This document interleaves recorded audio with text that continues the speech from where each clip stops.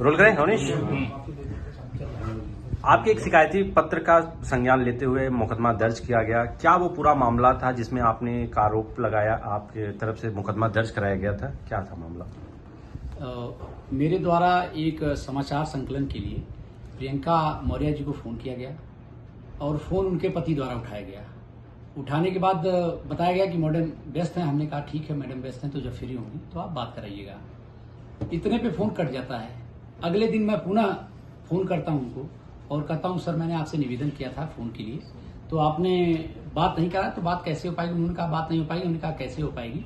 तो बात नहीं कराए और उनका कहना यह था कि मैं एटीट्यूड में बात कर रहा हूं। समाचार संकलन के लिए कोई पत्रकार एटीट्यूड में बात नहीं करता है, पहली बात। और मेरे द्वारा 2 बार उनको फोन किया गया, दोनों बार बहुत ही संयम के साथ फोन पे वार्ता हुई उनसे और थोड़ी देर में ही वो इतना अग्रेसिव हो गए कि मुझे नाली का कीड़ा और तमाम गालियों से, जो कि अशोभनीय है, कहने में शर्म लग रही है मुझे, ये बात कह नहीं सकता हूं शब्दों को, जिन शब्दों का उन्होंने प्रयोग किया है उसका साक्ष्य मेरे पास ऑडियो के रूप में मेरे मोबाइल में सुरक्षित है। फिर क्या हुआ? इसके बाद हमने एसपी महोदय के यहाँ अपना पत्र, जो यूपी जर्नलिस्ट एसोसिएशन का जिला अध्यक्ष में रहने की वजह से मैं अपने पत्र पर माननीय एसएसपी महोदय को लेटर लिखा और जाके ज्ञापन अपना उनको दिया। उसके बाद जांच वगैरह हुई। जांच के बाद कल दिनांक 10 तारीख को कोतवाली शहर कोतवाली में आदेशित कर एफआईआर दर्ज हुई और मैं संविधान पे पूर्णतः भरोसा करता हूं कि कहीं भी मेरे साथ अन्याय नहीं होगा और एफआईआर जांच करके हुई है। कहीं न कहीं उनके साथ जो भी विधिक कार्रवाई करनी होगी न्यायालय करेगा। जांच किनके द्वारा की गई और किन धाराओं में मुकदमा दर्ज हुआ? जांच एसएसपी महोदय के आदेश पे एसपी आरए के द्वारा की गई थी। उसके बाद आदेशित हुआ, आदेशित शहर कोतवाल को हुआ था। उसके बाद एफआईआर दर्ज हो गया। वहां पे एफआईआर दर्ज होने के बाद समस्त पत्रकार भाइयों को हमारे पता चला और जैसा कि आप लोग आज हैं यहाँ पे, मैं अपनी पूरी वेदना बता रहा हूँ। एक पत्रकार के साथ इस तरह से निंदनीय कार्य नहीं करना चाहिए था। बीच में हमारे जनपद में आई हुई थी प्रियंका मौर्य जी, सदस्य महिला आयोग, उनके द्वारा इस पूरे प्रकरण पे खेद न जताते हुए धमकी भरा ऑडियो वायरल हो रहा है, उनका ऑडियो, और धमकाया गया मुझे, और जो मुझे कहने में बड़ा मतलब अशोभनीय लग रहा है, कष्ट हो रहा है मुझे। ऐसा उन्हें नहीं करना चाहिए क्योंकि वो एक संवरान पद पे बैठी हुई हैं और कोई भी बात कहने से पहले उन्हें सोचना चाहिए था कि मैं क्या और किसके लिए कह रही हूँ। जिन महिलाओं के लिए आप बात करना चाहते तो उनका क्या मसला था और क्या उनको न्याय आप दिला पाए या उस लड़ाई में आप कहाँ थे?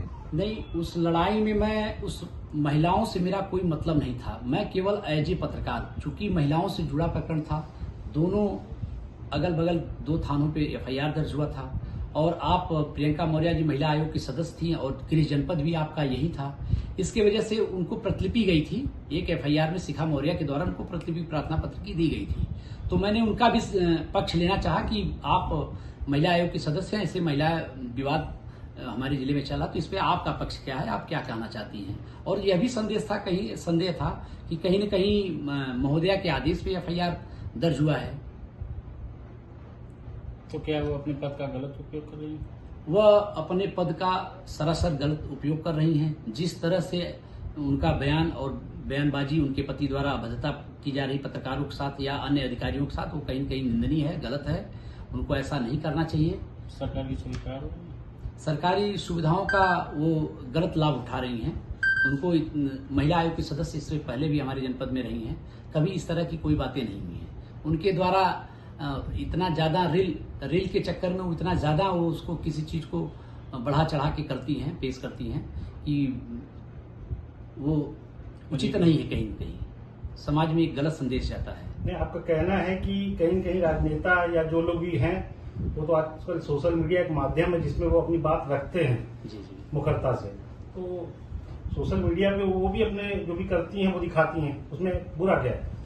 नहीं, उसमें बुरा कुछ नहीं है। उसमें मैं नहीं कहता हूं बुरा है। जो उनके दायरे में है, जो उनके दायरे में वो करें, वो उनके कहीं भी उनके कार्य क्षेत्र में कोई हस्तक्षेप नहीं है। उनका कहना है कि कोई पत्रकार जब फोन करेगा तो उनके टोल फ्री नंबर पे फोन करेगा।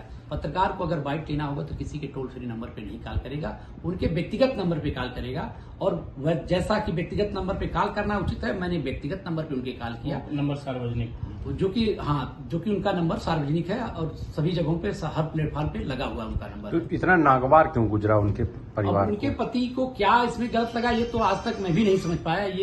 ये जांच का विषय है और महोदया के पति के ऊपर एफआईआर दर्ज है और न्यायपालिका द्वारा न्याय मिलेगा। पुलिस बल एफआईआर दर्ज की है, उसकी जांच करेगी। ठीक।